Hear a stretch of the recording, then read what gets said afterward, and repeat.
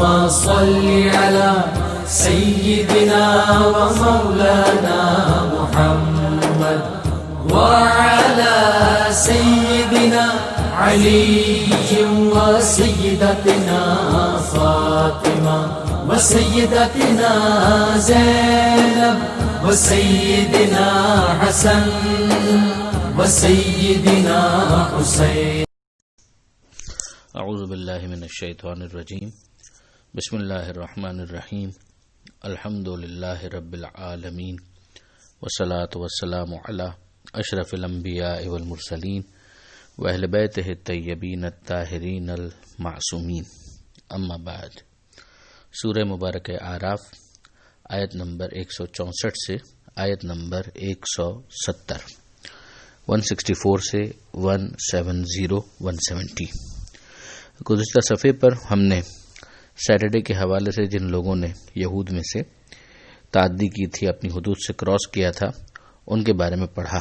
وہی داستان ابھی آگے بڑھ رہی ہے کہ پروردگار عالم فرماتا ہے وَإِذْ قَالَتْ أُمَّةٌ مِّنْهُمْ، جب ان میں سے کچھ لوگوں نے کہا لِمَا تَعِظُونَ قَوْمًا، تم کیوں نصیحت کرتے ہو ایسے لوگوں کو اللہ مہلکہم او معذبہم، جنہیں اللہ ہلاک کرنے والا ہے یا انہیں بہت سخت عذاب میں مبتلا کرنے والا ہے. معذبہم عذابا شدیدا، سخت عذاب میں مبتلا کرنے والا ہے. تو انہوں نے جواب دیا قالو معذرتن الی ربکم، ہم چاہتے ہیں کہ اللہ کے سامنے، اپنے پروردگار کے سامنے، تمہارے رب کے سامنے اپنا عذر پیش کریں کہ بھائی ہم نے تو کم سے کم ان کو روکنے کی کوشش کی تھی، نصیحت کرنے کی کوشش کی تھی. وَلَعَلَّهُمْ يَتَّقُونَ، اور یہ کہ شاید وہ پرہیزگاری اختیار کریں. محسوس یہ ہوتا ہے کہ اس پورے واقعے کے اندر 3 گروہ بن گئے تھے. کچھ تو وہ کہ جو اس کام کو انجام دے رہے تھے اور ان کی بڑی تعداد تھی. پھر ایک گروہ وہ تھا کہ جو اس کے اوپر سائلنٹ تھا، خاموش تھا، یعنی ان کی طرف سے کوئی پروٹیسٹ بھی نہیں تھا، کسی قسم کا نہی عن المنکر بھی نہیں تھا. اور پھر ایک اور گروہ تھا کہ جو آگے بڑھ کر ان لوگوں کو منع کر رہا تھا اور کہہ رہا تھا کہ یہ کام تم غلط کر رہے ہو. تو وہ جو 2 گروہ بات کے ہیں، خاموش گروہ اور جو نہی عن المنکر کرنے والے ہیں، ان کا یہاں پر ہمیں ایک ڈائلاگ نظر آ رہا ہے کہ وہ یہ بول رہے ہیں کہ تم کیوں ان کو نصیحت کرتے ہو، یہ ہلاک ہونے والے ہیں، ان پر عذاب آنے والا ہے. تو وہ یہ جواب میں کہتے ہیں کہ ہم چاہتے ہیں کہ ہمارا عذر ہمارے پروردگار کے پاس پہنچ جائے کہ نمبر 1 ہم ان کے ساتھ شامل نہیں ہیں، نمبر 2 یہ کہ ہم نے اپنی گنجائش بھر ان کو نصیحت بھی کی اور ان کو روکنے کی کوشش بھی کی، اور یہ بھی کہ ہمیں اس بات کی امید ہے کہ شاید ہو سکتا ہے کہ یہ لوگ متقی بن جائیں. جو خود امر بالمعروف اور نہی عن المنکر کی ایک شرط بھی ہے اس شریعت کے اندر بھی کہ سننے والے کے اثر لینے کا کم از کم احتمال ہو، ورنہ تو یہ فریضہ ہی عائد نہیں ہوگا. تو اب یہاں پر جو کیس بنا اس کے بعد پروردگار عالم کی طرف سے ان سے کیسے ڈیل کیا گیا اسے اگلی آیت کے اندر بتایا جا رہا ہے. فلما نسوا ما ذکروا بہ، تو جب انہوں نے بھلا دیا اسے جو انہیں نصیحت کی گئی تھی، انجینا الذین ینہون عن السوء، تو ہم نے انہیں نجات دے دی جو برائی سے روکتے رہتے تھے. یعنی وہ گروہ جو اپنی معذرت، جو اپنے عذر کی بات کر رہا تھا اور جو اپنی ایفرٹ کر رہا تھا، اس کو تو ہم نے نجات دے دی. تو یہ 3 گروہوں میں سے ایک تو نجات پا گیا. وَأَخَذْنَا الَّذِينَ ظَلَمُوا بِعَذَابٍ بَئِيسٍ، اور ہم نے گرفتار کر لیا، گرفت میں لے لیا ان لوگوں کو جنہوں نے ظلم کیا تھا، ایک سخت عذاب میں، بما کانوا یفسقون، ان کے اس فسق اور بدعملی کی وجہ سے. اس سے یہ محسوس ہوتا ہے کہ جو بات کے 2 گروہ ہیں، ایک خاموش اور ایک اس گناہ کا ارتکاب کرنے والا، وہ دونوں کے دونوں اس سخت عذاب کی لپیٹ میں آئے. جو اس کام کو انجام دے رہے تھے ان کا جرم تو واضح ہے، اور جو خاموش تھے ان کی خاموشی کو بھی جرم مانا گیا. اور پھر اس کے بعد جو اگلی آیت ہے اس کے اندر جو اس کام کو انجام دینے والے تھے ان کے لیے الگ سے بھی بتایا گیا کہ ایک اور ایڈیشنل پنشمنٹ بھی ان کو دی گئی. فلما اتوا عما نہوا عنہ، جب انہوں نے سرکشی کی اس سے کہ جس سے ان کو روکا گیا تھا. تو روکا ظاہر ہے کہ اس پہلے گروہ کو گیا تھا کہ جو اس کام کو انجام دے رہے تھے. قلنا لہم، تو ان سے کہا گیا کونوا قردۃ خاسئین، کہ تم بن جاؤ ذلیل بندر، جس کے نتیجے میں ان کی جو ماہیت ہے گویا اسی کے اندر انقلاب آ گیا اور وہ انسان سے ذلیل بندر بن کے رہ گئے. پھر اس کے بعد تفاسیر کے اندر آتا ہے کہ چند دنوں تک یہ عذاب رہا، پھر اس کے بعد وہ بندر بھی مر گئے. یعنی اس وقت جو موجودہ ہمیں جو بندر نظر آتے ہیں یہ کوئی ان کی نسل سے نہیں ہے، بلکہ بندر اپنی جگہ پر ایک وجود ہے، اور ان کی شکل میں ان کو عذاب دیا گیا کہ ان کو ان کی شکل دے دی گئی اور اس کے نتیجے میں وہ لوگ عذاب کا شکار ہوئے. تو وہ جو خاموش رہنے کو ترجیح دے رہے تھے وہ ویسے ہلاک ہو گئے، اور یہ جو افراد ہیں یہ سارے کے سارے اس بندر بننے کی وجہ سے یہاں پر عذاب کا شکار ہو گئے. تو یہ ان تینوں گروہوں کا معاملہ جو تھا وہ اس آیت کے اندر واضح ہو گیا. پھر اس کے بعد جو اگلی آیت ہے اس میں قوم یہود ہی کے حوالے سے ایک مستقبل کی قیامت تک کی ایک پیشن گوئی ہے. وَإِسْتَأَذَّنَ رَبُّكَ، اور جب کہ تمہارے پروردگار نے یہ اطلاع دے دی، لَيَبْعَثَنَّ عَلَيْهِمْ إِلَى يَوْمِ الْقِيَامَةِ، کہ ان لوگوں پر قیامت تک کے لیے ایسے لوگ مسلط ہوتے رہیں گے، مَن يَسُومُهُمْ سُوءَ الْعَذَابِ، کہ جو انہیں طرح طرح کی تکلیفیں پہنچاتے رہیں گے. ان ربک لسریع العقاب، یقیناً تمہارا رب بہت جلد سزا دینے والا ہے. وانہ لغفور الرحیم، اور وہ بلا شبہ بڑا بخشنے والا بھی ہے.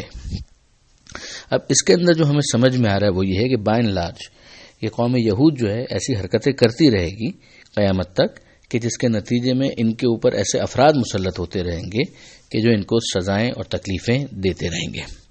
اور پھر یہاں پر جو پروردگار عالم نے ایک بالکل بیلنس رکھا ہے کہ عقاب کا بھی ذکر کیا ہے اور اپنے غفور و رحیم ہونے کا بھی ذکر کیا ہے، تو یہ سمجھ میں آتا ہے اور جو بالکل بعید نہیں ہے کہ اگر ان میں سے بھی کچھ افراد اپنی اصلاح کرتے رہیں گے تو جتنی اصلاح وہ کر لیں گے اتنی ہی عذاب اور تکلیفیں ان سے برطرف کر دی جائے گی.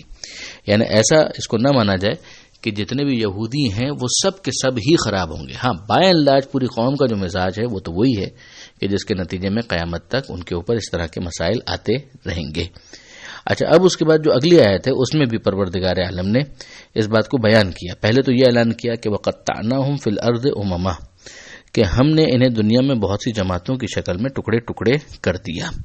تعداد کے اعتبار سے ویسے ہی یہ لوگ شرنک ہوتے چلے گئے، اور جب قومیں اس طریقے سے بٹنے لگتی ہیں تقسیم، تو پھر وہ خود بھی ایک عذاب ہی بن جاتا ہے اور اس کے نتیجے میں بالآخر وہ شرنک ہونے لگتے ہیں. ان کی جو ایک اینٹیٹی اور اسٹرینگتھ ہے وہ ختم ہونے لگتی ہے. پھر یہاں پر پروردگار فرماتا ہے کہ منہم الصالحون، ان میں نیک بھی ہیں، ومنہم دون ذالک، اور اس کے علاوہ بھی ہیں.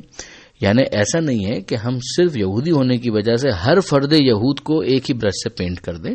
میں پھر کہہ رہا ہوں کہ اوور آل ایک قوم کا کردار ہے، اور ایک یہ ہے کہ اس کے اندر کچھ انفرادی کردار ایسے ہو سکتے ہیں کہ جو اچھے افراد ہوں، جن کی نیک نیتی بھی ہو، جو ہم پہلے بھی پڑھ چکے ہیں کہ امت موسیٰ کے اندر ایک ایسا گروہ ہے کہ جو صحیح راہ پر ہے اور عدل کے ساتھ انصاف کے ساتھ فیصلہ کرنے والا. تو وہ ایک لمیٹڈ گروہ ہو سکتا ہے اور جو مختلف افراد کی صورت میں وہ ظاہر بھی ہوتے ہوں. پھر پروردگار فرماتا ہے کہ وہ بلوناہم بالحسنات والسیئات، ہم ان کا امتحان لیتے ہیں، ان کی آزمائش کریں گے اور کرتے رہے ہیں بھلائیوں کے ساتھ بھی اور برائی کے ساتھ بھی. لعلہم یرجعون، کہ شاید وہ اللہ سے لو لگائیں. یعنی پرپس وہاں پر بھی یہ ہے کہ پروردگار کو انتقام پسند نہیں ہے، پروردگار خواہ خواہ کسی کو عذاب نہیں دینا چاہتا. وہاں پر بھی مقصد یہی ہے، مگر یہ ایک پیشن گوئی ہے کہ اوور آل ان کا معاملہ ایسا رہے گا. اب جو آیت ہمارے سامنے ہے اس صفحے کے اوپر، اور جو آخری آیت ہے اس کے اندر پروردگار عالم سیکنڈ لاسٹ آیت ہے، اس میں پروردگار عالم یہ ارشاد فرماتا ہے کہ فخلف من بعدہم خلف، ان کے بعد جو ان کے خلف یعنی جو جانشین آئے وہ بڑے بد ثابت ہوئے ان کے کام کی وجہ سے. ان یہاں پر تو لکھا ہے کہ ان کے بعد جو ان کے جانشین آئے، مگر انہوں نے کیا کیا؟ ورثوا الکتاب، کتاب کی اونرشپ تو لے لی کہ بھائی اب توریت ہمارے پاس ہے. اب ظاہر ہے کہ یہود کے علماء کی بات ہو رہی ہے. ہم جانتے ہیں کہ پرانے زمانے کے اندر ہر شخص کے پاس تو کتاب کا نسخہ ہوتا بھی نہیں تھا، اور یہ کاغذ اس طریقے سے چھپتا بھی نہیں تھا، اس کے اوپر کتاب اس طریقے سے شائع بھی نہیں ہوتی تھی. تو یہ افراد کون تھے؟ یہ علماء یہود کے، جو ان کے بڑے تھے، جو ان کے سینگوگ کو سنبھالنے والے. یہ افراد جو تھے ورثوا الکتاب، وہ کتاب کی اونرشپ تو لے بیٹھے، مگر ہوا کیا کہ یاخذون عرض ھذا الادنی، مگر ان لوگوں نے دنیاوی جو عارضی ساز و سامان ہے، اس عارضی ساز و سامان کو اپنی ترجیح میں شامل کیا، اس کو اختیار کر لیا. اور پھر اس کے بعد کہنے لگے وَيَقُولُونَ سَيُغْفَرُ لَنَا، کہ ہم تو بخشے ہی جائیں گے. یعنی وہ سمجھ بھی رہے تھے کہ یہ کام جو ہم کر رہے ہیں وہ غلط کر رہے ہیں. یعنی اب وہ دنیاوی ساز و سامان لینا اگر حلال سے ہوتا تو کیا حرج تھا، مگر سارا معاملہ یہ ہے کہ اس دنیاوی ساز و سامان کے بدلے میں انہوں نے دین کو بھی بیچنا شروع کر دیا، فروخت کرنا شروع کر دیا، تحریف شروع کر دی. اور پھر اس کے بعد یہ اعلان کر دیا کہ سیغفر لنا، کہ ہم تو بخشے ہی جائیں گے. اور پھر ارشاد ہوتا ہے وَإِن يَأْتِهُمْ عَرَضٌ مِثْلُهُ يَأْخُذُوهُ، اگر ایسا ہی دنیا کا عارضی ساز و سامان اور مل جاتا تو وہ اس کو بھی لے لیتے تھے. یعنی ایسا نہیں تھا کہ ایک دفعہ غلطی ہو گئی تو اس غلطی کے اوپر استغفار کریں اور پھر یہ سمجھیں کہ اب خدا معاف کر دے گا، بلکہ ان کا تو معاملہ یہ تھا کہ گناہ کو انہوں نے اپنی ایک مستقل روش بنا لیا تھا، اصرار کرتے تھے، اور پھر اس کے بعد ڈٹائی کے ساتھ کہ ہمیں خدا معاف بھی کر دے گا. ارشاد ہوتا ہے کہ الم یؤخذ علیہم میثاق الکتاب، کیا ان سے کتاب میں یہ عہد نہیں لیا گیا تھا، یعنی توریت کے اندر، ان لا یقولوا علی اللہ الا الحق، کہ وہ اللہ پر حق کے سوا کچھ نہیں کہیں گے. یہ خود کہنا ہی غلط ہے. اصرار گناہ کے بعد یہ سمجھنا کہ مغفرت گارنٹیڈ ہے، یہ خود ان کی طرف سے گناہ کبیرہ تھا کہ وہ خدا پر جھوٹ باندھ رہے تھے. وہ درسو معافی ہے، اور وہ اس کے اندر اس کو پڑھ بھی رہے تھے، یعنی عہد بھی لیا گیا تھا اور انہوں نے اسے پڑھا بھی ہے جو اس کے اندر ہے، پھر بھی اس کے باوجود جانتے ہیں مگر مانتے نہیں ہیں.